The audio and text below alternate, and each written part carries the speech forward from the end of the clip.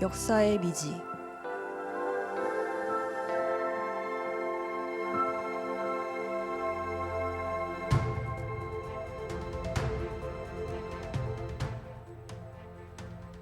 역사는 주로 과거에서 끝난 이야기처럼 느껴지기 쉽습니다. 책과 기록 속에 과거의 언어로 적혀 있기 때문인데요. 하지만 그 안에는 우리가 온전히 이해하지 못한 질문들이 남아 있습니다.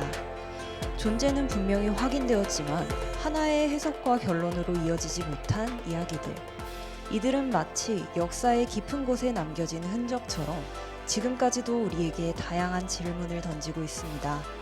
그 질문을 따라 역사를 탐험하는 시간, 역사의 미지를 찾아 떠나볼까요?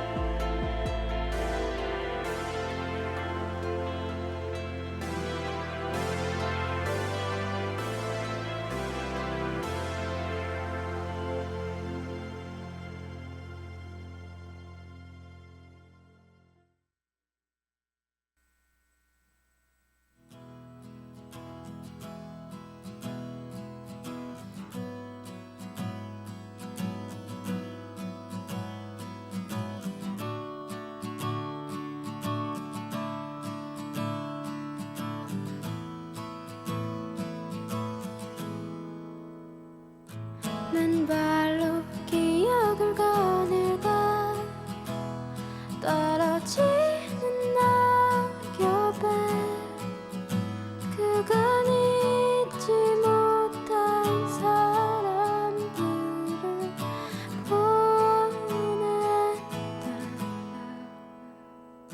맨발로 기억을 거닐다 붉게 물든 그간 함께 못한 사람들을 홀린다. 시간은 물을 흐르듯이 흘러가고 난 추억이란 댐에 누워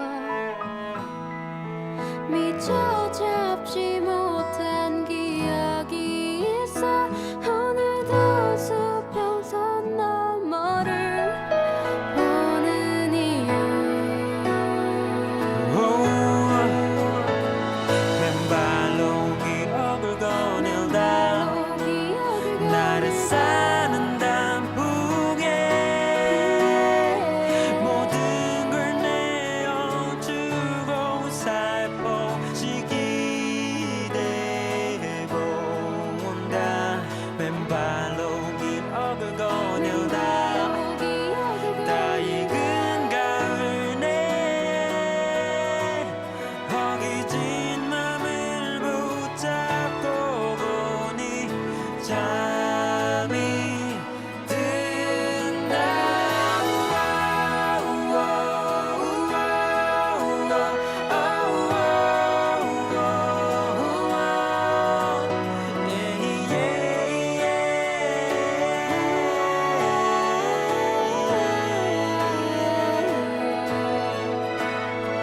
가슴에 꽃과 나무 시들어지고 깊게 묻혀 꺼내지 못할 기억 그곳에 잠들어 버린 그대로가 아름다운 것이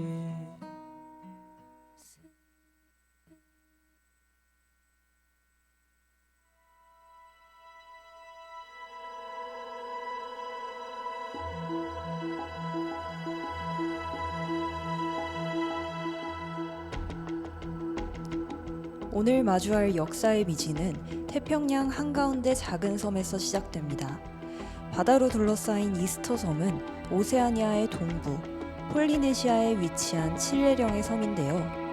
이곳에는 사람의 키를 훌쩍 넘는 거대한 돌 얼굴들이 아무 말 없이 섬을 바라보며 서 있죠.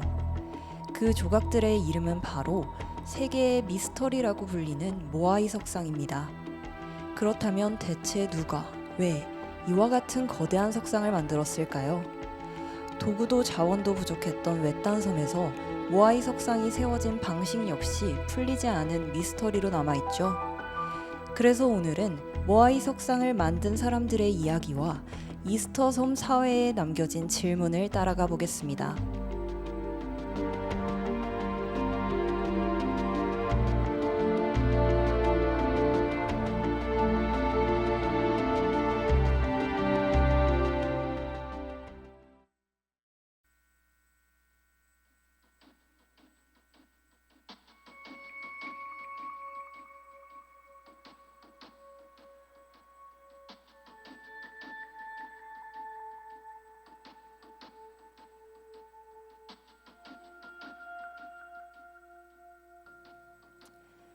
모아이 석상의 생김새는 길게 뻗은 코와 깊게 파인 눈구멍, 굳게 담은 입이 인상적인데요. 사실 원래는 산호로 만들어진 눈도 있었지만 현재는 대부분의 눈이 거의 다 부서졌다고 하죠. 거석상이라 불릴 만큼 거대한 모아이 석상의 평균 높이는 약 4m, 무게는 20톤을 넘는다고 합니다. 그 와중에도 유독 큰 석상의 크기는 높이 20m에 무게 90톤까지 달하기도 하죠. 이렇게 거대한 600여 개의 석상이 섬 전체에 흩어져 있는데요. 또한 모아이상은 거대한 돌을 깎아 조각한 것이었고 이때 사용한 도구 역시 돌로 만든 도끼였답니다. 이스터 섬은 화산 분출로 형성된 섬이었으므로 흔하게 볼 수 있는 현무암으로 만들다가 후기에는 응회암으로 제작했다고 하죠. 응회암은 겉은 단단하지만 속은 부드러워 조각에 수월했으며 잘 깨지지 않는다는 특성을 지니고 있는데요. 실제로 섬 곳곳에서 돌을 자를 때 사용한 흑요석 도구와 미완성 상태인 모아이상이 있는 채석장도 발견되었죠.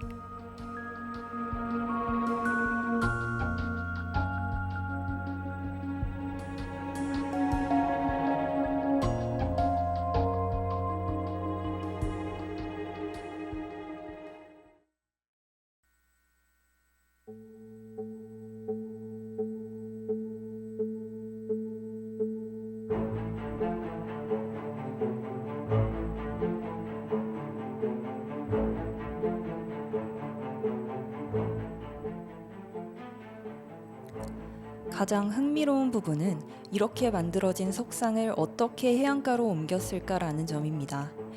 가장 오래된 가설은 통나무 위에 모아이 석상을 눕혀 굴렸다는 설명이죠. 하지만 이스터 섬의 땅은 울퉁불퉁하기 때문에 썰매를 끌듯 이동하기에는 쉽지 않았을 것이라는 반박이 이어졌는데요. 그래서 제시된 또 다른 가설은 모아이 석상을 세운 상태로 걷게 했다라는 주장입니다. 최근 미국 공동연구팀은 워킹 모아이 가설을 주장하며 모아이의 조형적 특징에 주목했죠. 모아이 석상은 앞쪽으로 미세하게 기울어진 자세를 취하고 있고 아랫부분의 단면은 D자 형태로 되어 있는데요. 이러한 구조는 무게중심이 하체 전방으로 실려 석상이 좌우로 흔들리며 전진할 때의 안정성을 확보할 수 있습니다. 따라서 여러 명이 좌우와 뒤편에서 밧줄을 당기면서 리듬에 맞춰 흔드는 방식이었을 가능성이 크다고 설명했는데요.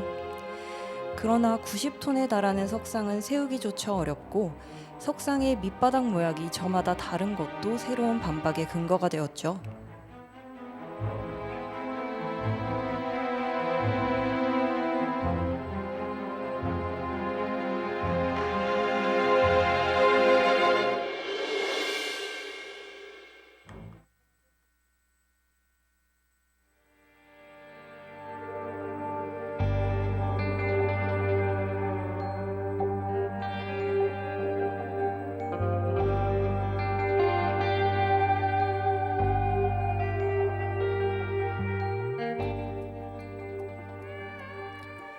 모아이 석상을 만든 사람들은 이스터 섬의 원주민이자 그들의 언어로 파라누이라고 불리는 폴리네시아계 민족인데요.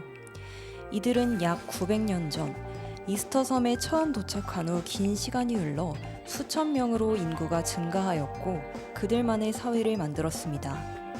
그리고 모아이 석상이 바로 최초의 원주민을 표현한 상징물이라는 가설이 제기된 적도 있었죠. 하지만 모아이 석상의 제작 이유에 대한 이보다 더 유력한 가설은 따로 있었는데요. 당시 원주민들이 주술적이고 종교적인 의미를 담아 석상을 제작했을 것으로 추측하는 입장입니다. 초기의 석상은 작은 크기였지만 시간이 지날수록 점점 거대해졌는데요. 그 이유는 자신이 속한 부족이나 집단이 우리에게 이 정도의 힘이 있다는 것을 과시하기 위한 목적으로 추정되죠. 이것은 중세시대 유럽의 교회들이 높이와 크기로 그들의 권력을 경쟁했던 것과 비슷한 행태라고 볼 수 있습니다.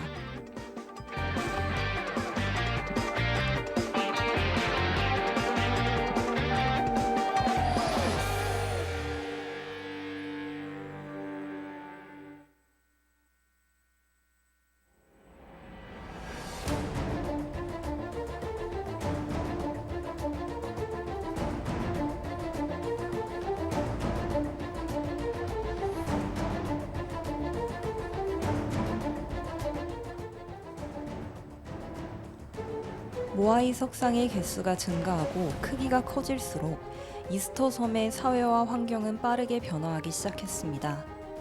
이스터 섬은 본래 화산재 덕분에 토지가 비옥하고 수천 그루의 야자수로 인해 울창한 울림이 있었을 것으로 추정되는데요.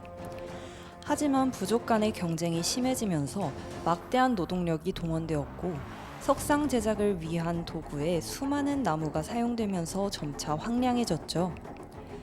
여기에 18세기 유럽인들이 이스터 섬에 들어온 이후 전염병이 발생하여 인구까지 줄어들었습니다. 19세기 말에는 남아메리카 노예상들이 섬을 침공하면서 원주민들을 노예로 끌고 가 인구는 100명 정도로 급감했는데요. 그렇게 오랜 시간 번성하던 이스터 섬의 사회는 무너지게 되었고 모아이 석상을 둘러싼 이야기와 흔적까지 전부 소실되었죠.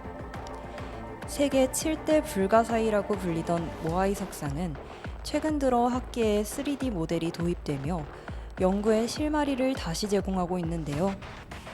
연구를 이끈 미국 빙햄튼대 박사는 3D 모델이 이스터 섬뿐만 아니라 여러 문화재 미스터리의 밝은 미래를 만들 것이라고 말했습니다.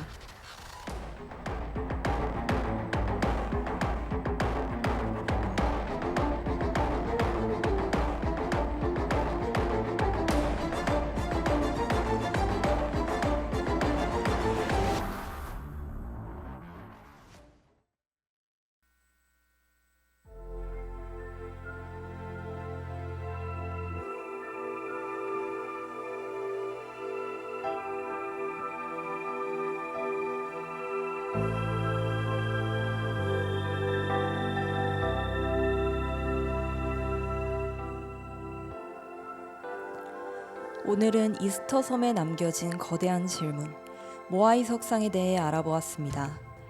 모아이 상이 어떻게 만들어졌는지, 어떤 방식으로 옮겨졌는지 등 여전히 완전한 답에 이르지 못한 이야기였는데요.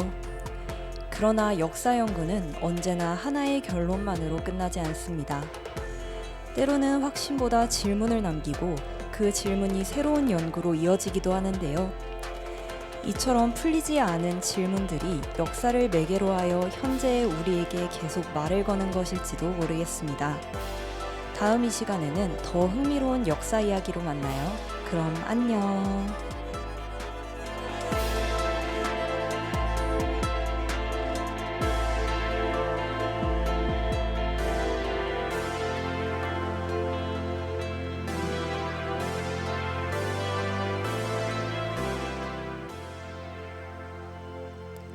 역사의 미지를 마칩니다. 이 시간 제작 박설이, 기술 주예령, 진행의 김도연이었습니다.